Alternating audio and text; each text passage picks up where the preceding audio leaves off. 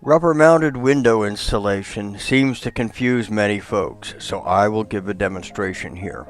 The process is known by several names depending on where you live. In my area, we call it roping in a window. While I'm using a Rabbit convertible window, it will work equally well on any rubber-mounted window, including windshields and side windows.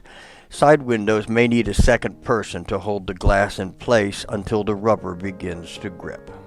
Lay a thin rope or a heavy twine into the channel in the window rubber with the ends overlapping and put the window on the frame, making certain that the twine still overlaps and that the ends hang inside of the car. From inside the car, slowly pull the twine and the rubber gasket will pull inside, gripping the window frame.